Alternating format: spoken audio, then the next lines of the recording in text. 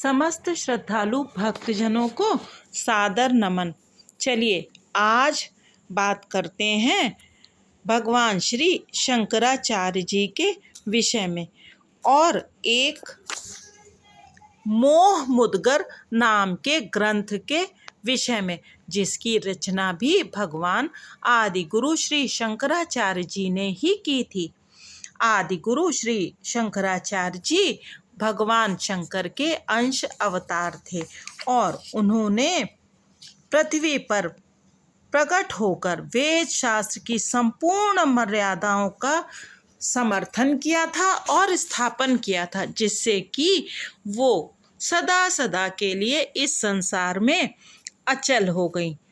भगवान श्री शंकराचार्य जी विधर्मियों को शास्त्रार्थ में परास्त कर देते थे।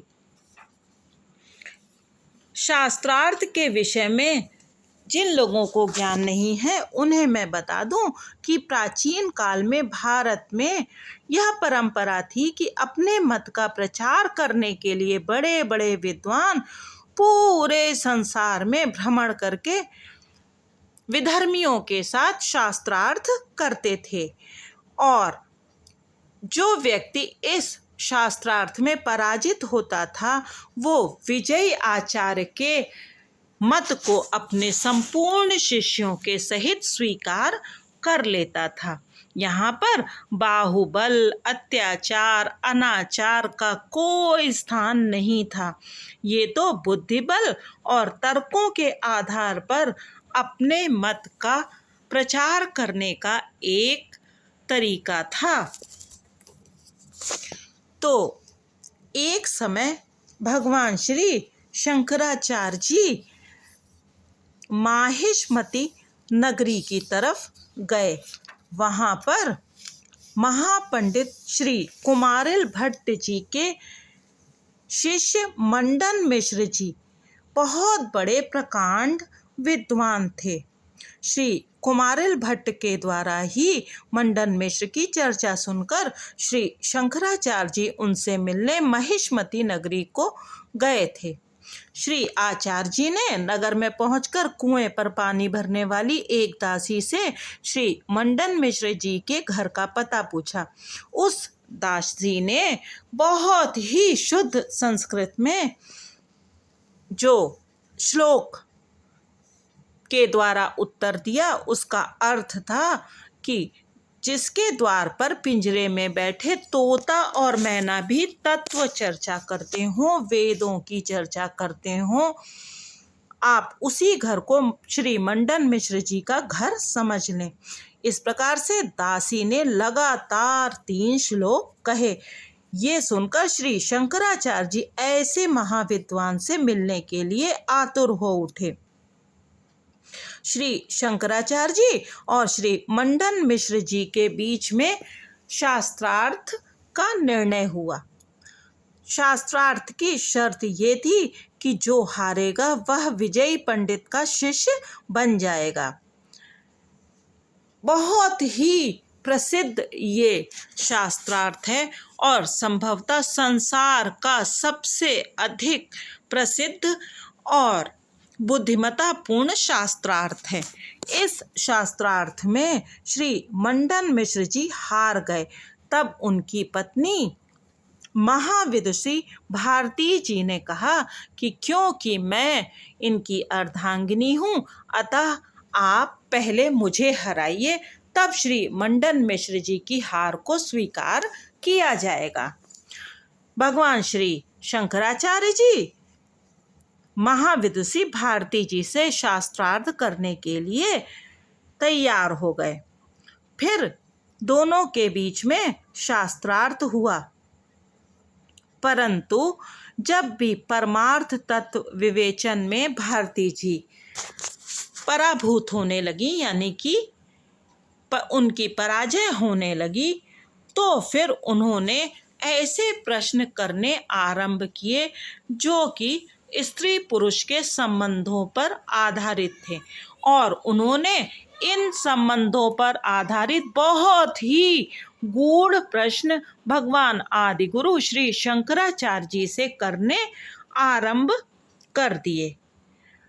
क्योंकि भगवान श्री शंकराचार्य जी बाल ब्रह्मचारी थे और भारती जी को यह ज्ञान था कि ये अपना संन्यास धर्म किसी भी कीमत पर नहीं छोड़ेंगे और इस तरह के प्रश्नों का उन्हें ज्ञान नहीं होगा, इसीलिए उन्होंने ऐसे प्रश्न किए। किंतु भगवान श्री शंकराचार्य जी ने पराजय स्वीकार नहीं की और भारती जी से 6 मास का समय मांगा और कहा कि मैं 6 मास बाद आपको इन सभी प्रश्नों का उत्तर दे दूंगा।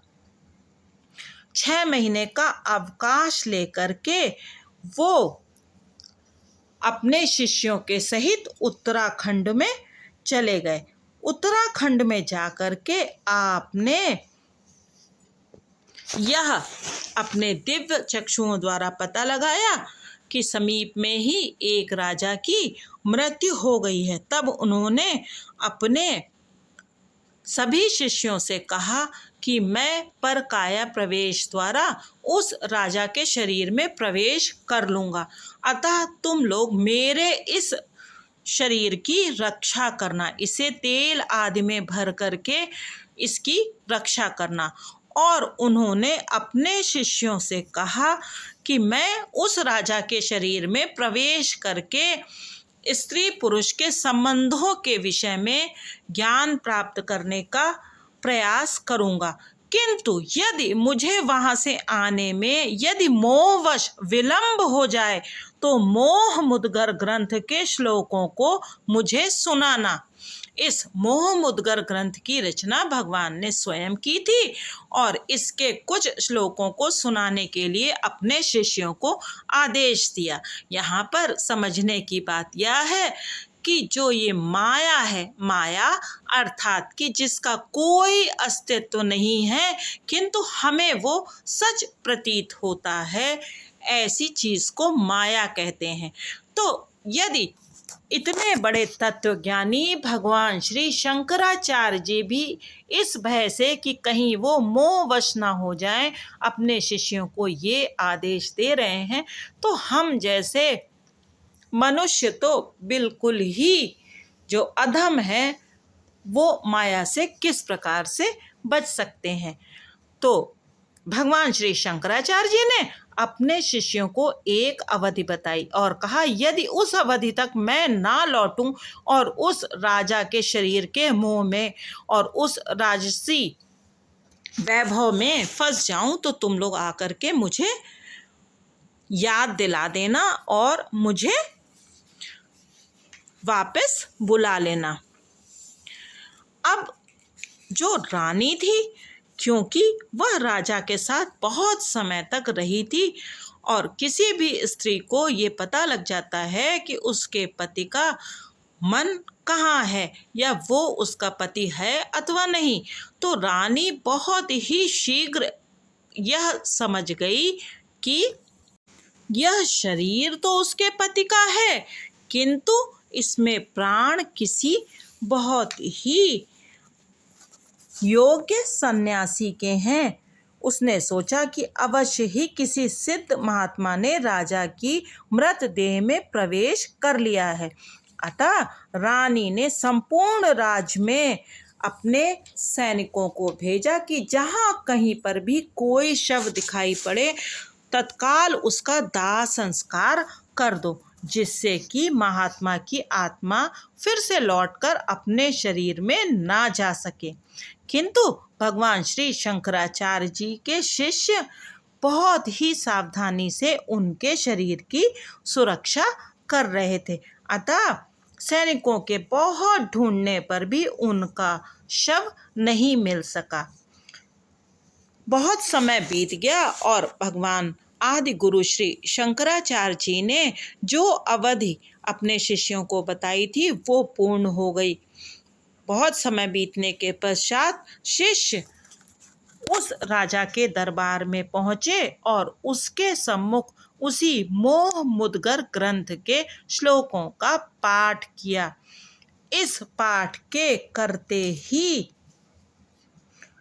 भगवान श्री शंकराचार्य जी को ज्ञान हो गया और उन्होंने अपने शिष्यों को भेज करके राजा के शरीर को त्याग दिया और पुनः अपने शरीर में आ गए। उनके शिष्यों ने उनकी जय जयकार की और वो फिर से महिष्मती नगरी में लौटे और लौट करके उन्होंने फिर से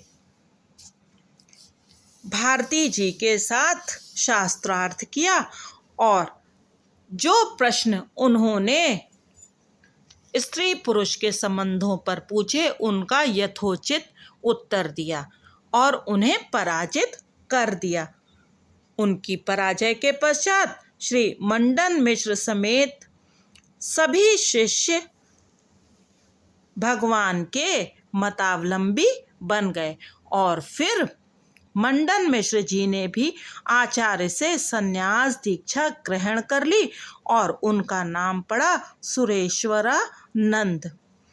तो शंकराचार्य जी ने इस प्रकार से बहुत सारे लोगों से शास्त्रार्थ करके उनको हराया, पराजित किया और धर्म की स्थापना की।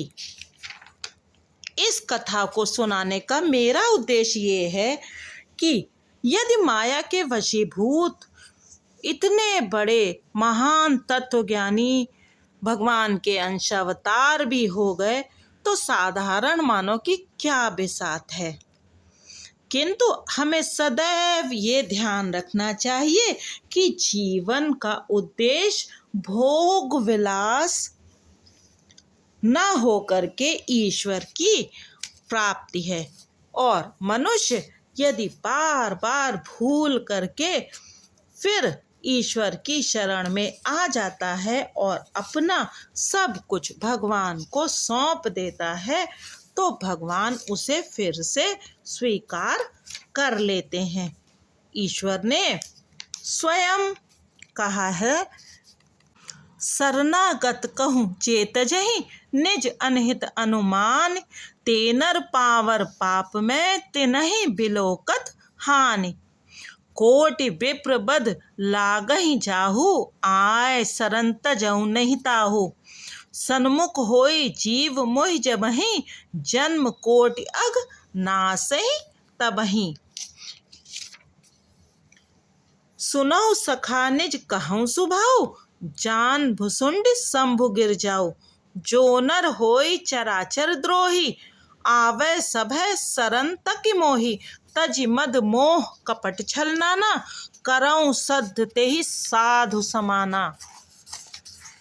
जननी जनक बंधु सुत दारा, तनु धनु भवन सुहद परिवारा। सबकै ममता ताग बटोरी, मम पद मनहि बांध बरी डोरी। समदर्शी इच्छा कछु नाहि, हरस शोक भय नहीं मन माही। अस सज्जन मम उर्वस कैसे, लोभी हृदय बसई धनु जैसे। तुम सारी के संत प्रिय मोरे, धरऊं देह नहीं आन निहोरे।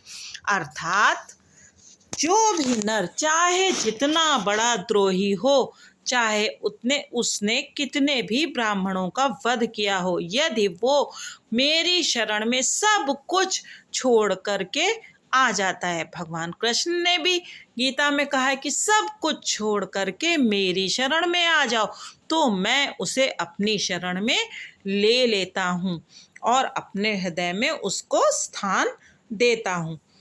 तो ये तो थी कथा।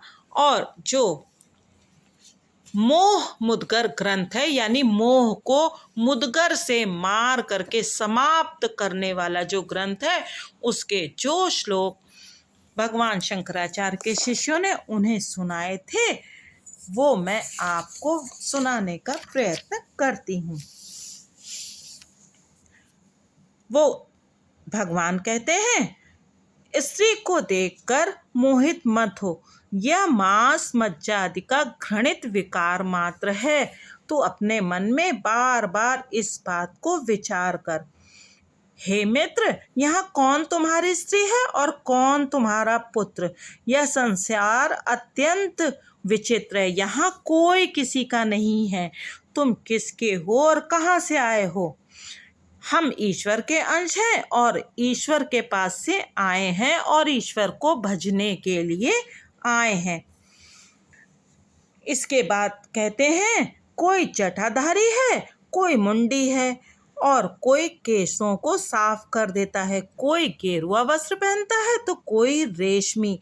अनेक भांति भांति के वेश बनाकर भी संसार को देखते हुए इसकी नश्वरता, दुखरूपता आदि का अनुभव करते हुए भी लोग इसको नहीं देखते हैं, अर्थात जानबूझकर अज्ञानी बने रहते हैं और पेट पालने के लिए नाना प्रकार के कार्य करते हैं।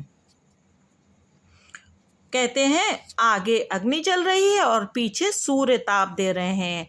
सर्दी में, रात्रि में ठुड्डी और घुटने एक हो जाते हैं, हाथ में भिक्षा लेकर पाते हैं और वृक्ष के नीचे निवास करते हैं। इतना कठोर तप करने पर भी आशा पाश में बंधे हुए, अर्थात चाहे आप कहीं पे भी रहें, यदि आप मोह को नहीं त्यागते हैं तो आपका इतनी कठोर तपस्या करना व्यर्थ है। और इस जगत में जब तक जन्मना है तब तक मरना है और तब तक माता के गर्भ में निवास करना है। तो हे मनुष्य, तू कैसे यहाँ संतोष से रहता है? फिर कहते हैं कि जिसने भगवत गीता का जरा सा भी अध्ययन किया है, गंगा जल का पान किया है और भगवान की पूजा की है, उसे यमराज छू भी नहीं सकते। और वो कहते हैं शंकराचार्य भगवान कि श्री गीता और श्री विष्णु सहस्त्र नाम का ज्ञान करना चाहिए और भगवान के रूप का निरंतर ध्यान करना चाहिए, सज्जनों के सत्संग में चित्त लगाना चाहिए और दीन दुखियों की सेवा करना चाहिए। श्री हरि।